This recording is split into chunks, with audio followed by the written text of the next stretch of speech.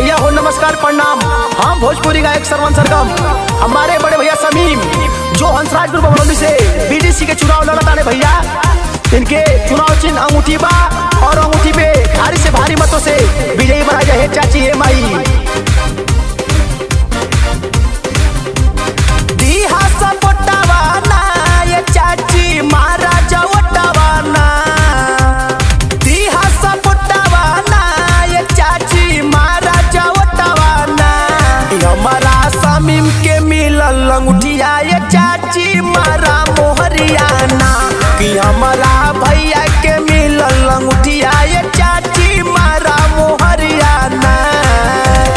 दीहा जवटावाना, ये चाची तनी सपोटावाना। तो हमारा समीम के मिलल अंगूठिया, ये चाची मारा मोहरियाना। तो हमारा भैया के मिलल अंगूठिया, ये चाची मारा मोहरियाना।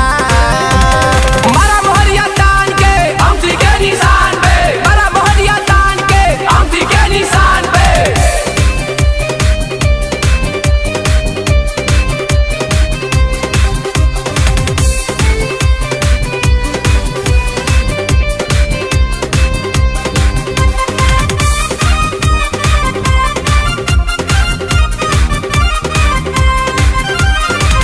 हौवे जलाऊ दिन के समीम बेटा हुआ, लड़ताने हो चाची बीडीसी चुनाव हुआ।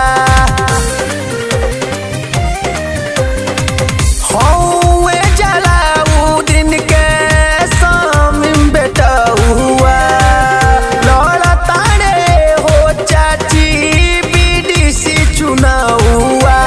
करी है विकसवा हो ये चाची, करी है विकसवा हो, करी है विकसवा हो ये चाची, करी है विकसवा हो। कि हमारा समीम के मिलल अंगूठिया, ये चाची मारा मोहरिया हो। कि हमारा भैया के मिलल अंगूठिया, ये चाची मारा मोहरिया हो।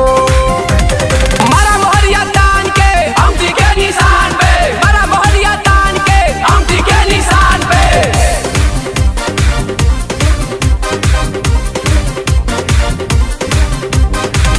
ज्योतिया धरा